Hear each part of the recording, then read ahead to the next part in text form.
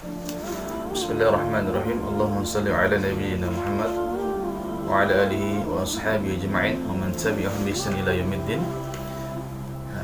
Saudara-saudariku dimanapun Anda berada, semoga yang menyaksikan video ini dalam keadaan sehat walafiat, dalam keadaan lindungannya Allah Subhanahu wa taala. Saudara-saudariku yang Allah muliakan, semoga Allah Subhanahu wa taala angkat ujian negeri ini, yaitu wabah yang sedang menyebar di negeri kita, yaitu Indonesia, yang mana berbagai macam pendapat yang sudah dikeluarkan dari orang-orang tentang wabah virus corona ini. Sebenarnya bagaimana sikap seorang mukmin menyikapi perkara ini?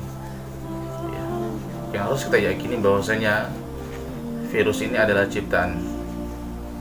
Virus ini adalah makhluk ciptaannya Allah Subhanahu wa taala yang memiliki maksud dan tujuan. Ya, itu yang harus kita yakini. Kemudian bagaimana sikap kita? Apakah kita mengatakan dengan lantangnya bahwasanya takdirnya Allah, kalau kena maka kita tidak bisa menghindar, dan ketika Allah sudah takdirkan tidak kena maka tidak akan kena selamanya. Dan hal ini pernah terjadi di zamannya Khalifah Umar bin Khattab, ya, radhiyallahu anhu, yang mana ketika itu Umar bin Khattab radhiyallahu anhu bersama rombongan ingin menuju ke negeri Syam. Ya, ingin menuju ke negeri Syam. Kemudian di tengah perjalanan dia dapat kabar bahwasanya negeri Syam sedang terkena wabah ta'un. Maka Umar bin Khattab bersama sahabat yang lain bermusyawarah, maka hasil dari musyawarah tersebut yaitu Umar bin Khattab kembali ke Madinah.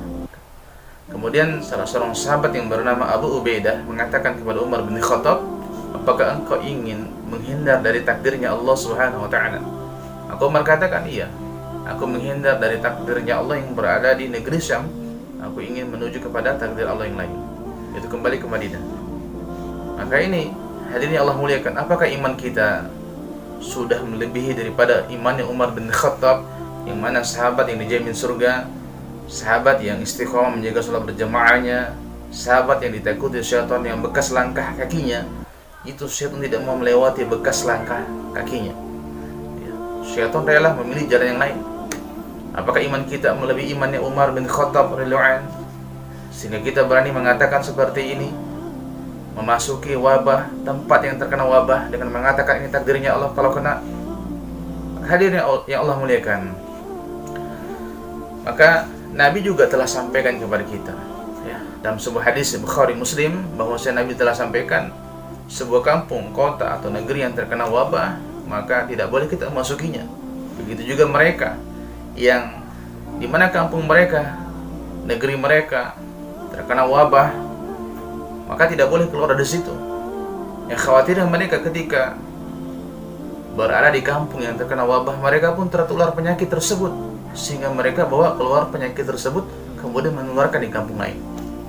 Ini hadirin Allah muliakan, kita harus pahami di sini bahwasanya ini adalah kemaslahatan untuk kita, ya, kemaslahatan atau kebaikan untuk kita, keselamatan untuk kita. Jadi jangan kita berkata tanpa didasari ilmu, apalagi ini masya Allah begitu banyak fitnah atau hoax, maka Anda jangan berbicara tanpa didasari ilmu. Hadirin yang Allah muliakan, dan juga kita diminta untuk berikhtiar.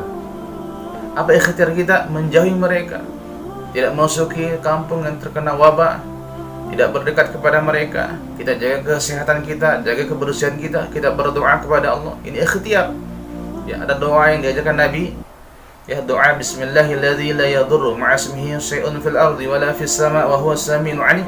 Yang baca ini kata Nabi 3 kali, ba'da subuh dengan ba'da asar, maka Allah jaga dari segala mara bahaya. Ini hadisnya. Nah, kita bisa amalkan doa ini. Ini ikhtiar kita.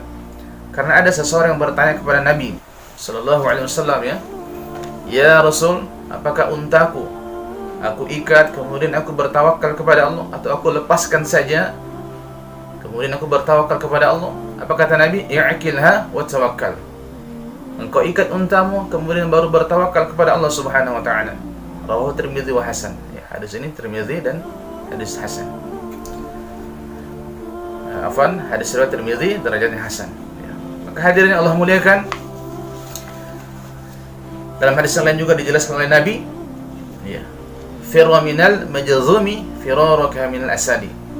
Larilah dari penyakit kusta seperti engkau lari dari singa. Hadis riwayat Muslim. Hadirin Allah muliakan, ini himbauan dari Nabi.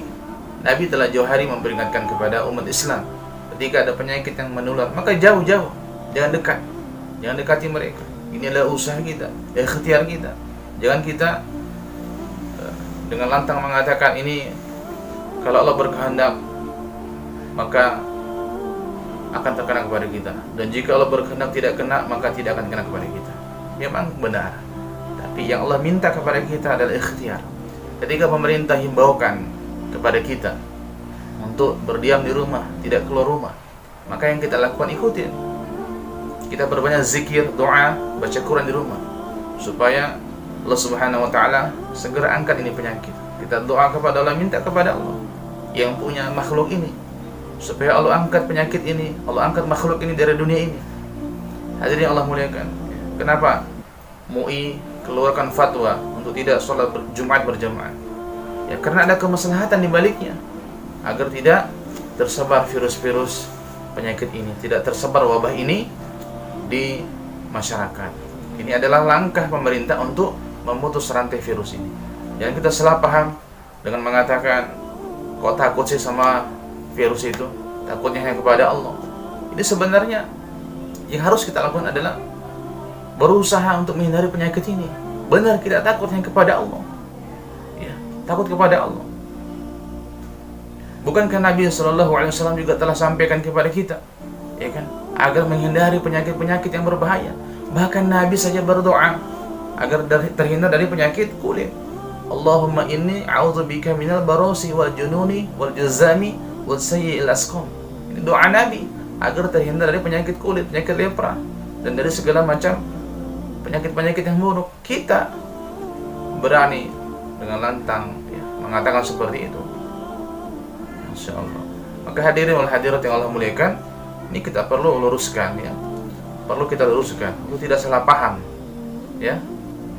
Yang kita buat di rumah kita adalah berdoa, berzikir, baca Quran, berdoa kepada Allah agar amal-amal kita yang baik ini naik ke langit, sehingga Allah turunkan keberkahan dari langit. Allah turunkan keberkahan dari langit, berikan keberkahan dari bumi. Ini yang kita lakukan, ya. Jangan lupa berdoa kepada Allah, doa yang kuat, ya. Doa kepada Allah Subhanahu wa Ta'ala, minta kepada Allah Subhanahu wa Ta'ala bahwa saya ini agar segera diangkat oleh Allah Subhanahu wa Ta'ala ujian ini. Hadirin Allah muliakan, ya. Maka bijaklah menyikapi permasalahan-masalah seperti ini, tidak dengan emosi, tidak dengan mengatakan tanpa dasar ilmu. Apalagi kita mengatakan Saudi, ya, takut dengan virus sehingga mengatakan ibadah di stop. Nah, ini sebenarnya kemaslahatan. Coba bayangkan seandainya tidak di stop ibadah umroh, orang-orang terkena virus masuk ke sana, kemudian mereka menyentuh Ka'bah dan virus itu tinggal di Ka'bah, dan orang-orang Islam beribadah umroh di situ, maka seluruh umat Islam di dunia akan kena. Jadi kebijakan kerajaan Saudi ini merupakan kemaslahatan untuk dunia, khususnya kaum muslimin. Maka hadirin wal hadirat yang Allah muliakan, bijaklah berkata, bijaklah bersikap. Jangan suka juga menyebarkan hoaks, ya. Apalagi sekarang masyarakat kita sedang diuji, ya, ketakutan, kekhawatiran. Maka jangan ditambah dengan ketakutan, ya. Buatlah mereka tenang, buat mereka merasa tenang, ya. Hadirin wal hadirat yang Allah muliakan, semoga nasihat ini bermanfaat untuk saya pribadi, khususnya keluarga saya dan semuanya yang mendengarkan ini. Tidak ada maksud lain selain hanya ingin menyampaikan kepada masyarakat bagaimana kita menyikapi, yaitu berusaha berikhtiar secara sempurna, berdoa kepada Allah, ya, menjaga kesehatan, kebersihan, kemudian hindari penyakit ini, hindari kampung yang terkena wabah, hindari kontak langsung dengan mereka, jaga diri Anda, sayangi diri Anda, sayangi keluarga Anda, dan berdoa. Jangan lupa berdoa, karena doa ini bisa menolak musibah. Hadirin wal hadirat yang Allah muliakan, cukup dari saya mengingatkan kepada Anda semua, ya, kepada Anda dimanapun berada, khususnya Indonesia, agar kita semua bisa bijak dalam menyikapi masalah ini, dan taatlah, ya, dengan himbauan pemerintah untuk tidak keluar rumah, tidak banyak keluar rumah, tidak berkerumun dan tidak berkumpul. Demikian, assalamualaikum warahmatullahi wabarakatuh.